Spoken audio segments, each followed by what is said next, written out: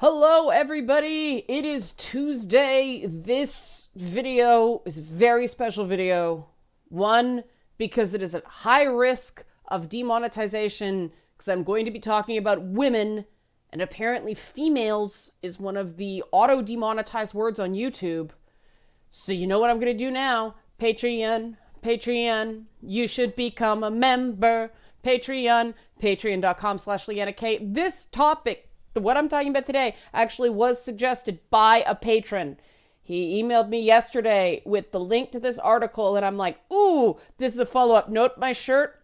Well-behaved women rarely make history. The quote is actually seldom, but I like the graphics. So I got this from a Kickstarter thing, from a Wonder Woman thing. Anyway.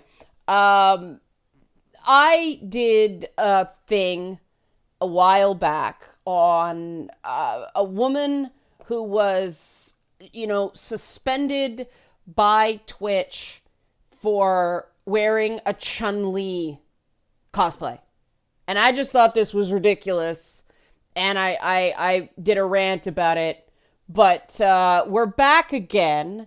This has managed to, you notice it above me. You'll see Meet the Press and Dateline and MSNBC. This is the NBC News website, okay? This is not Kotaku. This is not anything like that. This is NBC. And of course, NBC wasn't just going to cover Twitchcon. So what do they have to do? Harassment of women. That's how we're going to cover this story. Harassment of women. And so we have poor Kuko again. There she is in all her Kasumi glory at TwitchCon. I mean, beautiful girl. That's a very cool picture.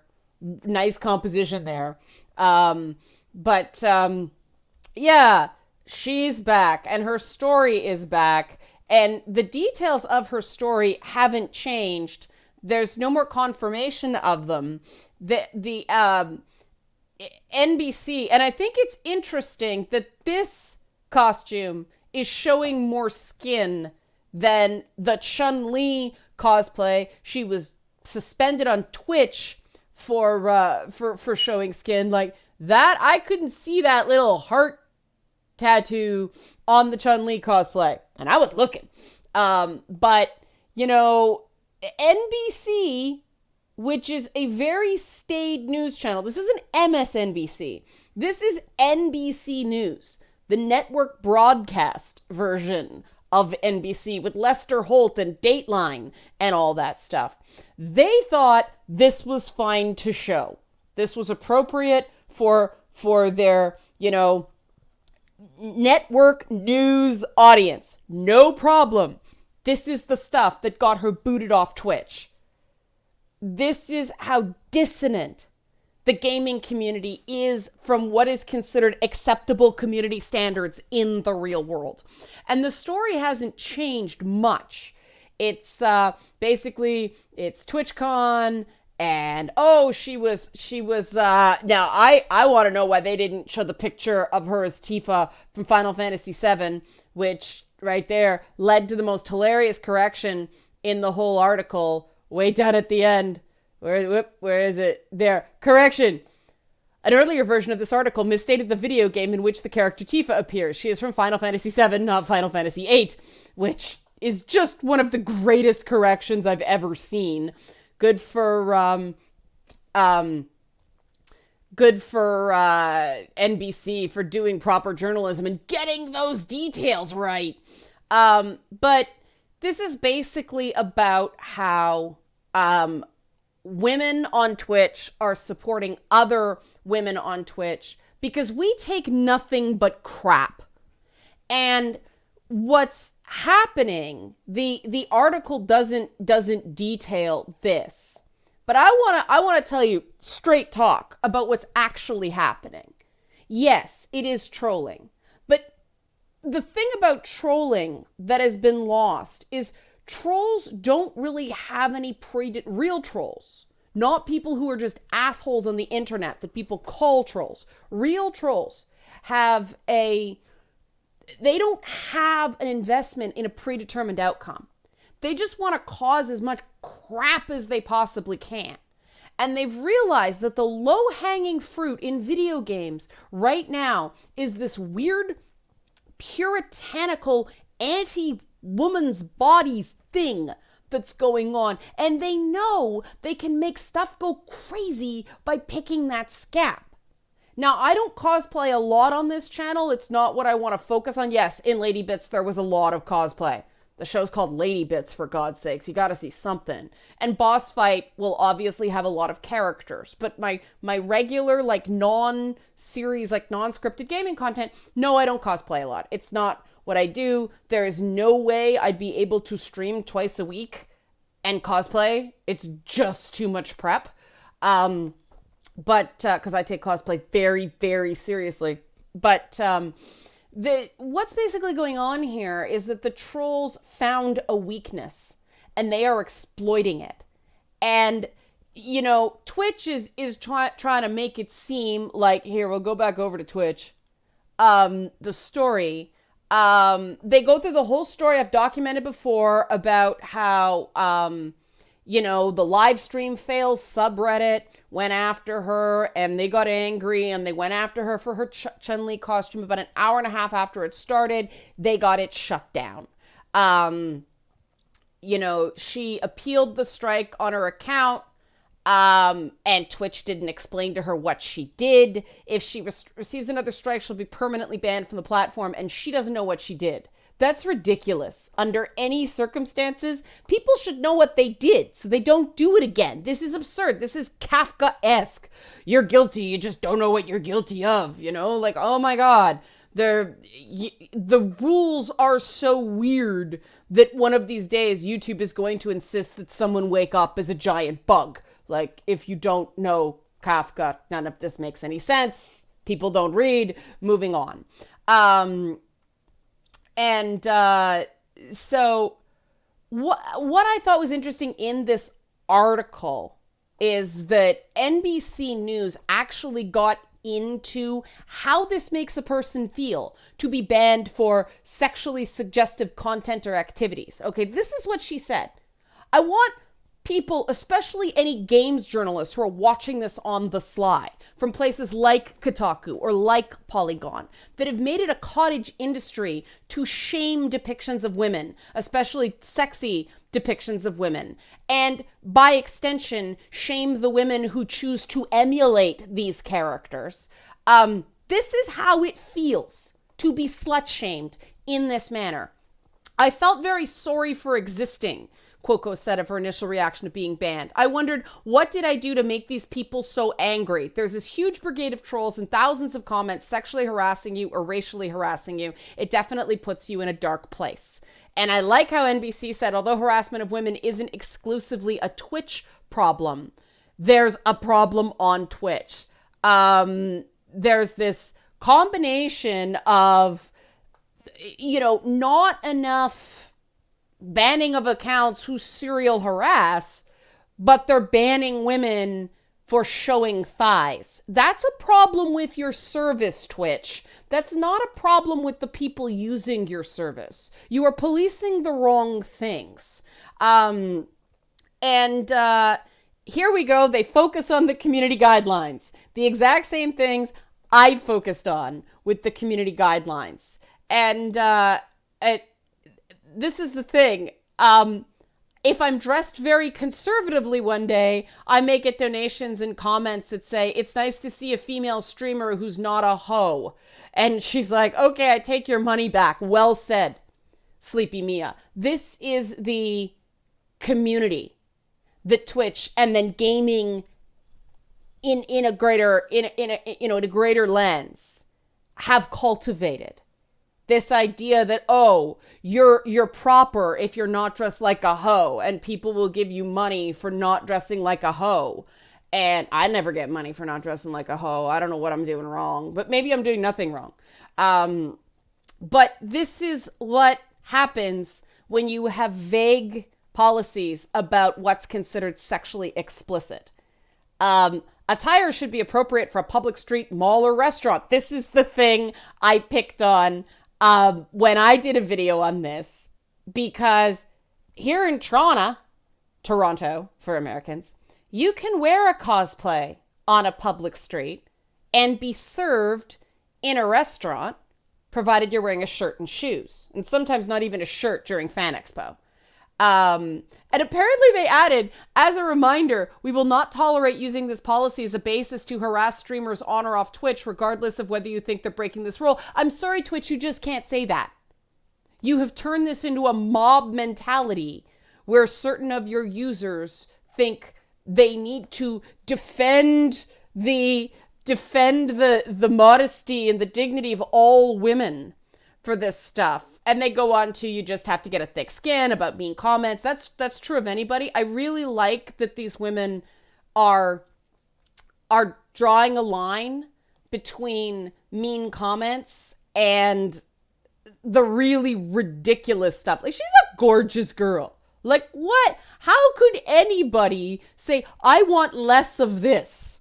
We want more of this. And yes, that's what these women say. We need more girls out there. We need more girls out there. And so Christy Shao, she's 24 years old. She creates Twitch emotes. She used to be one of the top 500 players for the game Overwatch. That's amazing. But she said that when she played with pros, she was often accused of having male players boost her account. Which was upsetting. I would occasionally get really weird people in my chat. I remember one guy made 30 Twitch accounts and 20 Twitter accounts just to message me. The only way to get him to back off was to make a Twitter thread. I don't know what that means, but she's taken multiple hiatuses. Hiati? What's the plural of hiatus? But, you know,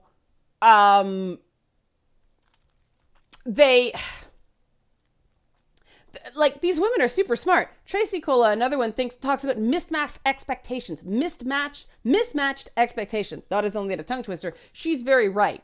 You know, a lot of people might anticipate extra access to you or extra attention. I think that's a big challenge in setting those boundaries and making sure they're listened to. This is something that shouldn't have to happen. You know, they're saying it's just like in the real world. And Robin Lee says, we need more girls out there. We need more of us. The louder the voice, the better we'll be heard. And what are these women saying? We don't want to be treated differently. We don't want to be treated as a different class of women because of how we like to dress, what makes us feel good, you know, dressing like. I mean, last week, God, it's a blur, but I got slut shamed by the communications director for Andrew Scheer, who's the head of the Conservative Party, because, you know, Ed the Sock was in a show with women in a hot tub, and as one of those women, I took exception to that. So the hell what? It's legal, big deal. Aren't conservatives supposed to be the party of limited government that if it's legal, play ball? Like, I'm not going to get in your way? This is how ridiculous things have gotten. The horseshoe effect is now a pretzel. You can't figure out who's coming or going or who represents what to who. And I think most people don't care. They want to see pretty ladies. They want to see pretty guys, you know, and that definition of pretty may be different from person to person. It takes all kinds to make a world. You know, people were very impressed with my thickness, my thick quality when I posted a picture from my old Ed and Red's Night Party days in response to this jerk conservative who decided to slut shame me on Twitter, under the guise of upholding moral purity. And this is the problem. This is the problem. You cannot shame any depiction of women strictly on dress and expect it not to trickle down to all women. This is not the 1970s anymore, where women are only depicted in sexualized situations for the pleasure of men. There are a lot of instances where women are depicted as sexy because women like to be sexy and it's for other women. I mean, fashion magazines are a shining example of that. There's a big difference between, and you can tell, and I don't have enough time to break it down right now, but you can tell when a woman is depicted as sexy in a way where women can have fun too, And when a woman is depicted as sexy, as strictly or predominantly as a male fantasy. There are differences, in part, how attainable the sexiness is, how posed, how ridiculous certain things are. The way the women stood on Suits was the exception that proves the rule. The women weren't standing in ridiculous poses, like with the chest way out, and like it never looked comfortable. Like, yeah, guys were probably watching that show and checking out Meghan Markle's absolutely lovely backside. They put her in ladders on pencil skirts a lot on that show. But women were standing like that on that show because they were wearing designer clothes. And, the women who watched that show still had the designer fashion when those plots got incredibly stupid 4 or 5 seasons ago before it got better for the last couple. I digress. There are forms of stupid that are for women as well as forms of stupid that are for men. And there's nothing wrong with making something for a male audience. I want to be totally clear. There's nothing wrong with making something for a primarily male audience. Do you hear me again? There's nothing wrong with making something for a primarily male audience. What I'd like to see, instead of shaming this presumed male audience alongside attractive, sexy ladies like myself, that was a Beelzebub moment on my part. But what I'd like to see is kind of a more productive depiction of interpersonal stuff and sexuality at stuff aimed at men. Too often, I think that stuff aimed at men, instead of being wish fulfillment the way it's kind of intended, I think more and more guys are kind of like, based on the conversations I've had with men, guys are kind of like, well, you're setting an impossible standard. That's not the way life works. I think men and women alike would like to see relationships based on reasonable expectations, not this weird sort of, I don't know who it benefits, penthouse forum light expectation that, oh, you'll meet someone at a bar, you'll exchange a couple words with each other, and then you'll just go bang and nothing terrible happens. That's not healthy personal boundaries. That's not the ideal we should be depicting. And I think the problem is, instead of having sane, sober, and adult discussions about how sexuality is depicted in media, all media, it's blaming the thoughts and the dudes who want to look at sexy ladies. Like, we've totally lost our way. We've totally lost the plot this way of what we're actually attempting to achieve with this dialogue. This should not be about shaming men. This should not be about shaming women. And right now, this is what it's about. And the trolls are taking advantage of that. What it should be is, men are not the enemy. Women are not just objects that you can single out for unique criticism about hair or clothes. And sorry, Kotaku, sorry, Polygon, when you do things about Hot Ryu, Mary Sue included, when you do things about Hot Ryu and take a totally different perspective and a totally different standard than Tifa or Chun-Li or any of those characters, you are doing that. You are objectifying women. You are, instead of taking these women as whole characters like Ivy Valentine, she's dressed like a dominatrix because it's a freaking bondage metaphor. Her, Voldo, she's the slave. She's the master. They tried to make her into a slave, but she became the dominatrix. For women like me, that really rings true welcome to my messed up life. That is what I basically had to do to get anywhere.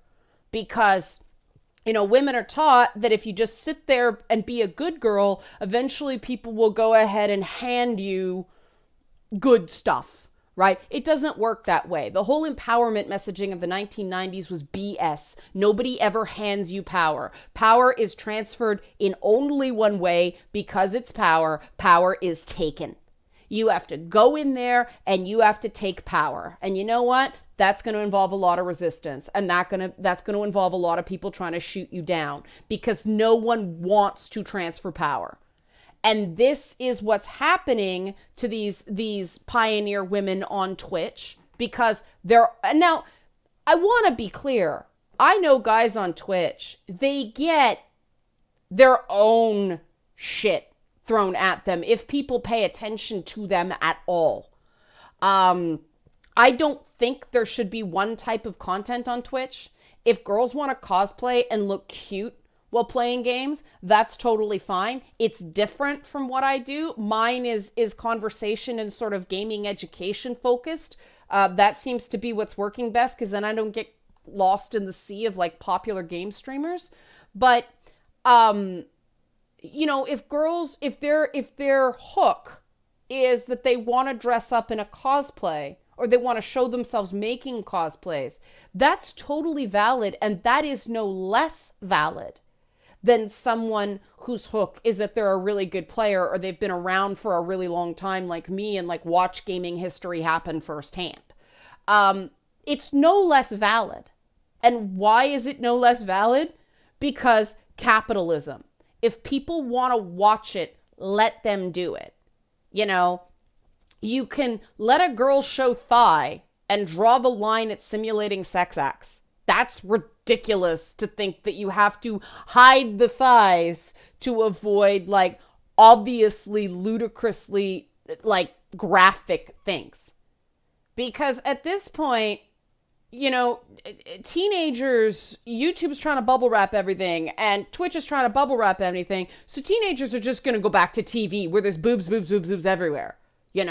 There's sex on TV all the time for no apparent reason. Like, all you're doing is driving teenagers back to TV because teenagers are curious about that stuff. They want to see that stuff because they're trying to figure out what to do about that stuff, and they're not getting healthy guidance from the world. Not from their parents, because their parents are terrified, not from their teachers, because the teachers are terrified of getting sued, and most of them are not in some sort of youth program, so they're not getting that guidance from a youth leader either. Like, those programs are well worth more than what they cost to run. And the outcomes are excellent. The return on investment, off the charts, but you can't measure prevention. So these programs keep getting cut. And gaming has kind of fallen into, it's taking up the space that after school programs once did, because there's far fewer after school programs, especially secular, non-specified after school programs than there used to be, that don't involve a fee. And so, we have a real opportunity here to get kids on the right path. I mean, I see people sort of providing mentorship in my Twitch chats, and I think that's wonderful because people are actually making friends. Online friends can still be friends. People are forming bonds. People are being helped through difficult times. That's what gaming does. But every time we focus on what makes us different, or we encourage shame, instead of focusing on what we have in common, a love of video games, and, being proud of whatever we happen to have, and, developing the desirable tendencies of gamers beyond being smart, because that has its own trap too, we're not maximizing the pro-social beneficial potential that the gaming community has. And you know what? If people come to my channel because they saw a picture of Frank Cho signing my butt, or they saw a picture of me in a chainmail bikini, or they saw my Dragon's Crown cosplay, or whatever, if they come to my channel and they see a complete person who dresses that way sometimes, but not all the time, and you don't get to demand when I dress that way, just be happy when I do it, everybody wins, that's a good thing. Like, that's a good thing. Seeing women as well-rounded people who can be both, you know, just like famous guys can, you know, like, you know, Matt Damon or George Clooney isn't, you know, refused entry to some climate forum or you know, the UN or something like that just because they happen to be on a magazine cover with their shirt off once, or, you know, in a sexy pose. There isn't that dichotomy required of men. Men are allowed to be sexy and smart. Women still aren't. And what's driving me crazy is that women are getting this one set of messages that you can be anything you want and you can dress any way you want, and, you know, people should accept you for who they are. And then they run face first into reality as young women or even as teenagers, which is, guess what? No, the world still doesn't accept women as whole people. And the world will not accept women as whole people until women like the women focused in this NBC News article. And women, you know, like Stephanie Ruhle, who wears fabulous dresses reading the news. Like, she doesn't give a crap if somebody thinks her, you know, she wears pencil skirts too. Can you tell I like pencil skirts? But, you know, until enough women go, screw you, I'm doing what I want, and there's finally enough of us to overpower these gatekeepers in the Mary Sue and Polygon and Kotaku who are trying to trying to moral police us through the guise of the presumed male gaze. It's garbage. It's garbage. You cannot say that a wardrobe is a problem sometimes without saying it's a problem. Now, okay, fine, not in church, you know what I mean. But this is the women, like real life women like Kuko getting shut down for dressing like Chun-Li is the predictable end result of complaining about the costumes in fighting games. They are. Like, that is the end result. It's not right. You can't do it and not be contributing to the demeaning and dehumanizing and keeping down of women who just want to provide fun entertainment. And sex appeal is part of fun entertainment. Hate to break it to you.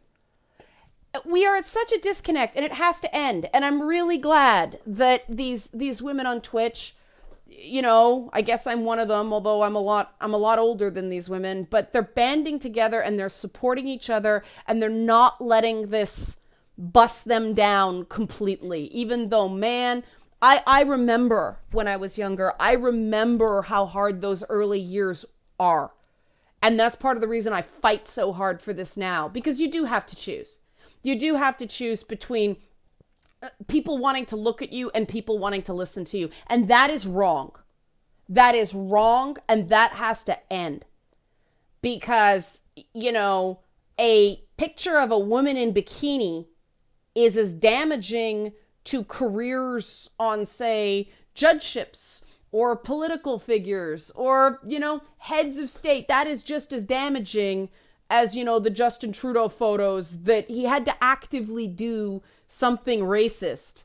All a woman has to do is look friggin' fantastic in a bathing suit, and it's seen as the same thing. It's shameful. It somehow questions their judgment. Men have to do so much more to be busted down those pegs, and it's not right. And men have their own problems. Don't get me wrong. Like I say, this isn't about shaming men. This is about shaming the dumb practices that are keeping us separated, keeping us all down to an extent, because I think there should be more dialogue between men and women about the complexities of this stuff, because sexuality and sexual preference is a very, very, very personal thing.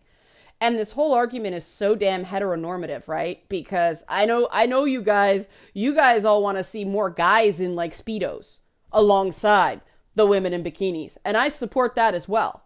Because this is an equal opportunity butt stop here, right? Like, all the body is beautiful. Not just the boobs, not just the thighs. We got to get the butts in there too. And this is why YouTube demonetizes me. Okay, I'm going to stop there. You get the point. I'm so proud of these women, and the fact that NBC News finally got the message out after it's been stifled by the actual gaming press for so long. Change is coming. Change is coming because we don't have to rely on the gaming gatekeepers anymore. Places like NBC News are actually doing actual pro-women content, not the stuff that's actually anti-women, and they're wrapping it in hashtag feminism and calling it a day. All right, this is definitely going to get demonetized. So Patreon, you should become a member. Patreon.com/Leanna K. Thanks for watching.